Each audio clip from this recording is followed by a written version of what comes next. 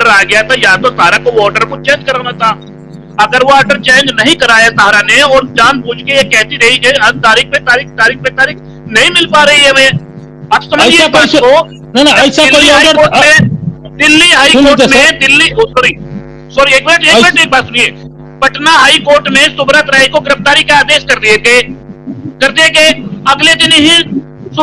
अगले दिन ही कपिल सिब्बल साहब को तारीख मिल जाती है कि जाइए आप, तो सहारा तुरंत जाके वो कैंसिल करा देती है गिरफ्तारी। तो तब कैसी तारीख मिल गई आशुतोष जी? देखिए मैं आपको बता दूं, तारीख लेना। एक मिनट सुनिए नागेंद्र जी कल कोर्ट में थे, अदालत में थे नागेंद्र जी फर्स्ट हैंड बताएंगे आपको। हम लोग बताया भी कि क्या क्या डिसीजन हुआ, लेकिन अब वो डिसीजन को किस रूप में लिया जाए, कोर्ट का रुख क्या है, अदालत का रुख क्या है, निवेशक के हित में है कि नहीं है, ये सब ये बताएंगे। क्योंकि वहां पर थे तो ये जज को भी देख रहे थे, नजदीक से देख रहे थे कि जज साहब का रवैया क्या है, रुख क्या है, सख्त है कि नरम है, सख्त है लेकिन विनम्र होकर के फर्म है, क्या है, और बताएंगे। नागेंद्र जी जरा बताइए, सुनिए जरा सा, नागेंद्र जी बोलिए, एक बात बोल के हम बंद हो जाएंगे, 1 मिनट। हाँ बोलिए। ऐसा सर कोई ऑर्डर आया था सेबी के पास कि आप 2010 तक चाहे 2020 तक आप पेमेंट करके उसके बाद कोई सूचना नहीं निकालेगा, ऐसा कोई ऑर्डर है सुप्रीम कोर्ट से? इससे भी आप पेमेंट इतना दिन में बंद कर दीजिएगा, उसके बाद नहीं कीजिएगा? आपको अभी रुकिए, अभी पहले इस पर बात करते हैं कि 24,000 करोड़ रुपया या 25,000 करोड़ रुपया देने के बाद सहारा को क्या ये रिलीफ मिल गया है कि आप इधर भी दीजिए और अपना संपत्ति बेच करके लोगों का पैसा लौटाइए, क्या ऐसा कहा है कोर्ट ने? ये सारी बात पर अभी पूछते हैं नागेंद्र जी, क्या क्या कहा है सिलसिलेवार, जरा बताइए नागेंद्र जी, और इस आदेश का क्या मतलब है?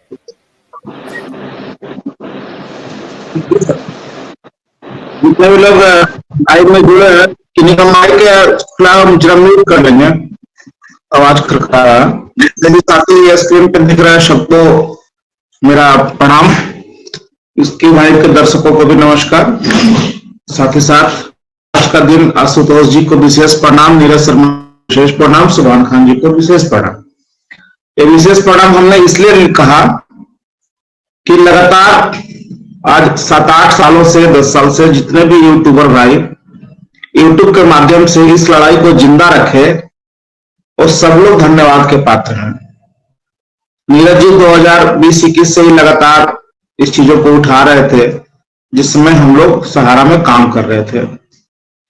जनता की महाअदालत की भाई का लगाने का हिम्मत जो दिखाए माननीय आशुतोष पाठक जी दिल्ली में, बहुत काबिले तारीफ था कि इतना बड़ा हिम्मत जब कोई देश के राष्ट्रीय मीडिया नहीं दिखा रहा था, नहीं चला रहा था, उस समय आगे बढ़कर आशुतोष पाठक शेर के जैसा आगे आए।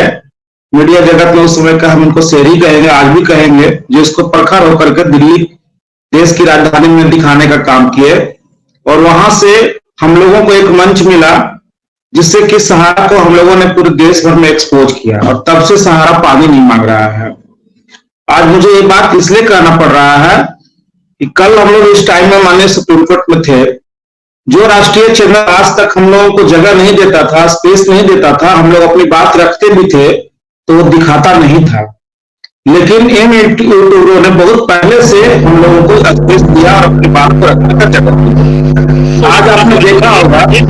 भैया मैं आपको एक खुशखबरी और दे दूं, मैं आपको एक खुशखबरी, आशुतोष जी माफी चाहता हूँ, खुशखबरी में दे दूं कि हमारे सहारा का जो मामला है, सहारा को टारगेट करते हुए मामला भी है, टारगेट करते हुए कि सबसे बड़े यूट्यूबर, सबसे बड़े देश के वरिष्ठ पत्रकार, सबसे बड़े पत्रकार कहूंगा, रवीश कुमार जी ने भी अभी 1 घंटा पहले वीडियो को कर दिया है। नौशाद, मैं उस पर आ रहा था नौशाद उस पे, तो मैं वही कहना चाह रहा था, हालांकि मेरी बात नौशाद जी कहे, लेकिन आज जो एंट्री लाए इन लोगों के हुई राष्ट्रीय चैनल का, चाहे वो आज तक का हुआ, चाहे एनडीटीवी का हुआ, अगर ये चीज 2 साल 3 साल पहले अगर एंट्री हो गया होता तो अब तक ये मामला एक्सपोर्ट हो गया होता और हम लोगों को बहुत बड़ी सफलता मिलती, लेकिन ऐसा ना हुआ, इसलिए ये लड़ाई बहुत लंबी चली। हम बहुत बहुत धन्यवाद देते हैं, खास करके आशुतोष जी को, नीरज जी को और सुभान जी को, किसी न किसी रूप में लड़ाई कर लौ को जिंदा रखा। अब आते हैं मुख्य मुद्दे पे। कौन क्या कह रहा नहीं कह रहा वो सब पर हम लोग न पहले गए थे न आज जाएंगे।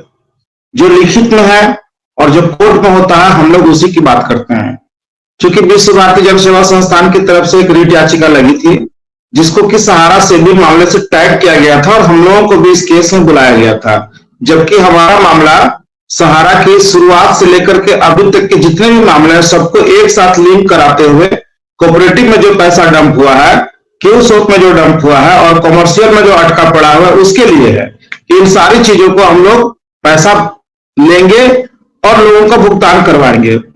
उसमें सभी चीजों का, चाहे वो कोऑपरेटिव का जितना नियम का वायलेशन हुआ उसको भी हमने अंकित किया, रियल एस्टेट हाउसिंग बोर्ड का भी अंकित किया, सहारा प्राइम सिटी को भी लिया, जितना भी फॉल्ट था सबको लिखा और उसी में माननीय न्यायालय को लगा कि हम लोगों को सहारा सेबी के केस के साथ भी सुनना चाहिए। उसके लिए हम लोगों को वहां बुलाया गया। हम लोग वहां गए, हालांकि हमको बोलने की बारी नहीं आई, हमारा केस 23 नंबर पर था, लेकिन हमारी जो चीजें लिखी गई थी रिट पिटीशन में वो सारी बातों का जिक्र करीब करीब वहां आया, जिससे कि सब कुछ एक्सपोज होता चला गया। और अभी तो केवल एक टेलर है सर, अभी बहुत पिक्चर बाकी है। एक केस सब लंबा नहीं खींचेगा, क्योंकि एक तरफ मीडिया का दबाव, दूसरे में पार्लियामेंट में भी सवाल पर सवाल हो रहा है। आपका आने वाला मानसून सत्र बहुत जबरदस्त तैयारी हम लोग करवा रहे हैं पार्लियामेंट में उठवाने के लिए। तो चारों तरफ से सहारा घिरा है, उसका बहुत व्यापक असर दिखना शुरू हुआ। अब मैं आता हूं कोर्ट की कार्रवाई पे। कोर्ट में जो भी चीजें हुआ है, देश के सहारा के पीड़ित जमाकर्ता कार्यकर्ता को बहुत खुश होने का जरूरत है। हालांकि जो लोग आज भी सहारा के फेवर में बात कर रहे हैं, शायद उनका पैसा अब सहारा में ज्यादा नहीं है, इसीलिए लोग चाहते हैं कि इस प्रकार का उलझ काम होता रहे जिससे कि देश के निवेशकों का पैसा न मिले। कोर्ट रूम की सर स्थिति ऐसी थी, पहले तो बता दें कि सहारा का जो एम्बार्गो का जो ये झूठ था, इस 3 दिन में वो ढोल फट गया। जो आज 12 साल से सहारा इंडिया सबको उलझाए हुए था कि हमारे ऊपर एम्बार्गो लगा हुआ है, एम्बार्गो लगा हुआ है, हमको संपत्ति का बिक्री का अधिकार नहीं है, तो सबने आपने देखा। हो सकता है मंडल जी माननीय जज साहब से भी ऊपर हो, क्योंकि वो जो लिखेंगे उसको भी लोग मानने को तैयार नहीं होते, लेकिन हम लोग तो वही मानेंगे जो जज साहब लिखेंगे। ऑर्डर आया नहीं है, आने दीजिए। लेकिन कोर्ट रूम की स्थिति ये थी कि जज साहब एक बार नहीं कई बार फटकार लगाए इन लोगों को कि जो कब आपको कहा गया था कि आप संपत्ति नहीं बेचिए, कब कहा गया था कि आपको सर्किल रेट से 10% आप नीचे मत जाइए, कभी तो मना नहीं किया गया है। 90% से भी अगर आपको नीचे जाना उसके लिए मना नहीं किया गया था, खाली ये कहा गया था कि आप एक बार कोर्ट से परमिशन ले लें। जो कहानी 12 साल पहले लिखी गई थी उसकी खाली मतलब वो पुनरावृत्ति इस बार हुआ है और कुछ नहीं हुआ है। कोर्ट रूम में ये लोग एक बात बता रहे हैं, जब सुबह से कल का टाइम जो कपिल सिब्बल जी का था और उनका मकसद यही रहता है कि किसी भी तरह से कोर्ट का टाइम को पास कर दिया जाए ताकि अगला डेट फिर 1 साल के बाद आ जाए। और ये बात कोर्ट रूम में सब लोग समझ रहे थे, चाहे वो माननीय जज हो या हम लोग हो या हमारे वकील हो या और जो आगे लगा के आए थे, वो सब लोग हम लोग आपस में बात कर रहे थे कि ये टाइम पास करवा रहे हैं कि किसी तरफ से अगला डेट चला जाए। और जज साहब ने उनको पूरा मौका दिया कि कितना आप नीचे गिर सकते हो, कितना झूठ बोल सकते हो, आप पूरा झूठ बोलो, क्योंकि वो सब कुछ उनको मालूम था, क्योंकि वो भी बहुत अच्छे तरीके से तैयारी करके आए थे। जितना वो झूठ बोले उन्हीं की बातों से उन्हीं को बीट किया गया और उनको उन्हीं की बातों में उनको जवाब दिया गया। और जब दत्तार साहब सेबी के जो वकील थे वो जब बोलना शुरू किए तो उसके बाद कपिल सिब्बल को ऐसे लग रहा था कि 10-20 घड़ा पानी ऊपर से पड़ गया, बोलती बंद हो गई थी, बोल नहीं पा रहे थे। और मीठा मीठा कटाक्ष करते हुए माननीय जज साहब ने उनको बहुत डांट भी पिलाया, बहुत डांट पिलाया। मैं कुछ छोटा छोटा आपको एग्जाम्पल देता हूं कोर्ट रूम का। सुबह से जो भी चीज हुआ था, कल 2 दिन तो वो छोड़ दीजिए, कल का जो था कि लगातार झूठ बोले जा रहे थे, गुस्सा हमको भी बहुत आ रहा था कि सबको पता है कि कन्वर्जन कैसे किया गया था। हमको तो लगा बीच में मैं बोलूं, लेकिन हमारे वकील साहब ने हमको बहुत डांटा कि नहीं, कोर्ट रूम में आप नहीं बोल सकते, ये प्रोटोकॉल का उल्लंघन होगा, तो हमने बर्दाश्त किया। कोर्ट रूम में वो साफ कह रहे थे कि रियल एस्टेट हाउसिंग बोर्ड के कोई डिपोजिटर्स नहीं है, सारे लोग फेक है। ये सेबी नहीं कह रहा था, कपिल सिब्बल जी कह रहे थे कि सब लोग फेक हैं, कोई डिपोजिटर नहीं है, जो पैसा हम लोगों ने दिया था वो सेबी भुगतान नहीं कर पा रहा है। इसका मतलब है कि सेबी ही चाह रहा है कि ये पैसा कॉन्सुलेट फंड में चला जाए, मतलब सरकारी फंड में चला जाए, इसीलिए ज्यादा पैसा का मांग कर रहे हैं। इस पर भी उनको डांट पड़ा। दूसरा सबसे बड़ा जो वो कह रहे थे झूठ, उसको पकड़ने का काम जो माननीय जज साहब के, वो बहुत ही काबिल तारीफ है। इसीलिए हम लोग बार बार कहते हैं कि अपने देश का कानून बहुत ही अच्छा है, लोग उलझाने का प्रयास करें लेकिन जजेज उसको पकड़ ही लेते हैं। उन्होंने कहा कि ठीक है, आप खुद बताइए कि अगर आपने कन्वर्जन नहीं किया तो आपका जो स्कीम था रियल एस्टेट और हाउसिंग बोर्ड का, वो 8 साल 10 साल का था, आपने उसको प्री मैच्योरिटी रिडम्पशन तब कैसे कर दिया जब आपको कोर्ट का केस लगा हुआ था, आपका जजमेंट आता है अगस्त में और आप प्री मैच्योरिटी कर रहे हैं पिछला मई में, ये कैसे कर रहे हैं, ये जरा हमको समझा दीजिए। तो उनका जवाब था कि हमारे ऑफिसेस पर काफी भीड़ लग गई थी पैसा लेने के लिए, तो हमने कैश में भुगतान कर दिया। बोले वाह, बड़ा अच्छा काम किया, कितना कैश बांट दिया? तो 17,000 करोड़ रुपया। कहां से निकाले थे? बोले अच्छा एक बात बताइए, कैश क्यों बांट दिए 17,000 करोड़ रुपया? तो उन्होंने जवाब क्या दिया, उस पर खुद ही उनका माखौल बन गया। लोगों का पैन कार्ड और बैंक खाता नहीं था सर, इसलिए हमने उसको कैश के रूप में बांट दिया। ये उनका जवाब था माननीय कपिल सिब्बल जी का। बोले वाह, बहुत अच्छी बात है।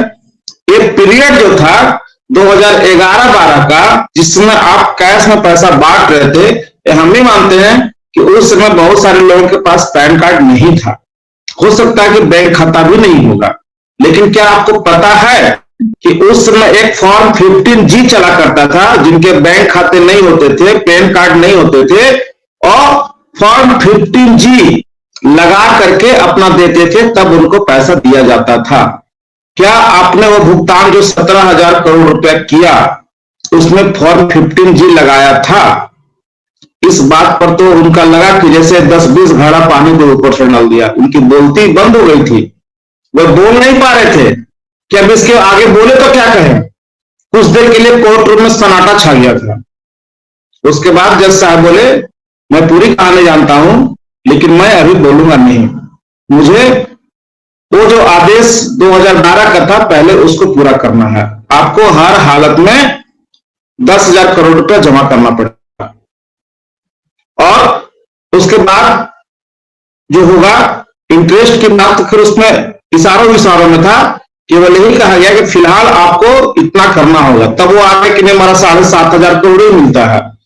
सेबी के वकील साहब जब बोलना शुरू करते तो जवाब ही नहीं दे पा रहे थे, एक पॉइंट पर भी नहीं टिके। तो उन्होंने कहा कि ठीक है, हालांकि हो सकता है कि मुझे सुनने में भूल हो गया होगा, लेकिन हम कोर्ट रूम में जो थे, हमको जो समझ में आया कि वो कहा गया कि 10 डेज के अंदर 1,000 करोड़ रुपया आप जमा कीजिए और आप बरसोवा की जमीन का पेपर दीजिए, एमबी वैली का पेपर दीजिए। जो दिया गया वो भी बहुत गलत तरीके से दिया गया है, उस पर भी जज साहब केवल मुस्कुरा रहे थे और रखते हुए बोले कि अगर आप 1,000 करोड़ रुपया 10 दिन में जमा करते हैं तो ठीक है, और आपको 3 महीना का समय दिया जा रहा है 10,000 करोड़ रुपया पूरा करने के लिए। अगर आप ये नहीं किए तो एमबी वैली बरसोवा की